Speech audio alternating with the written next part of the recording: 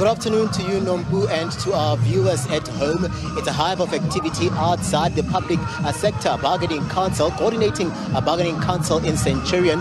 The numbers have doubled as workers continue coming here to just support their members that have been demonstrating outside of this venue or facility here where talks are underway. That offer that you're speaking of, Nombu, of 3%, sources close to what is happening behind closed doors here at the bargaining council are telling us that government has moved to withdraw that 3% offer. This is something that they will confirm with us as they give those updates this afternoon. But I can tell you that they are united. Earlier on, speaking to the public sector association, Public Servants Association, PSA, are saying that they actually united with COSATU unions on that 10%, saying that they are rejecting that 3% by the workers. And it's pointing to Nombu Thursday being the day that they've touted to be the downing of tools if these talks here don't bear any result, any tangible result that the workers would accept. But Workers United across different formations as well. I'm going to bring into the conversation now Mr. Zwelinzima Vavi. He's coming through from SABC. You can imagine that SABC have their unions in the public sector,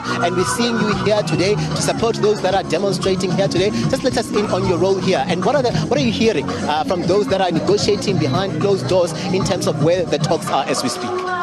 Well, the leadership of the unions inside are correctly putting their foot down at the negotiating table. They are demanding that this be negotiations, not a bargaining, not some funny arrangement.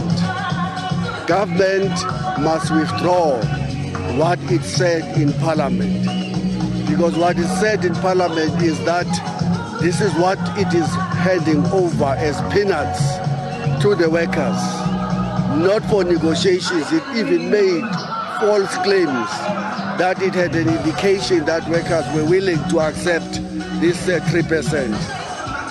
That has to be the starting point. So that's the starting point. Unions are saying to the government, withdraw, then we can bargain. Bargain is not you giving us some bones from your table. Bargaining is that you are willing to take and to give. And when you go to Parliament and you announce to all and sundry that you have now come to the bottom of your mandate, that's not bargaining. Government, unfortunately, in South Africa is leading the charge against collective bargaining. In 2018, it just unilaterally withdrew and refused to implement the third leg of an agreed-to agreement. In 2021, it gave public sector workers no increase, because the 1.5% increase that they claim was not an increase but a pay progression. This year, it is wanting to give us a 3% when in their own calculation, inflation is sitting at 7.4% and will be at 5.1% over the next 3 years. Public sector workers cannot accept anything below the inflation, and so government must prepare for a war. Government coming through to say that there's no money, also in terms of what they presented in Parliament, to say they are scared that if this offer, that if the 3% is not implemented, workers might stand to lose either way. What are the sentiments of the workers where that is concerned? South Africa has lots of money.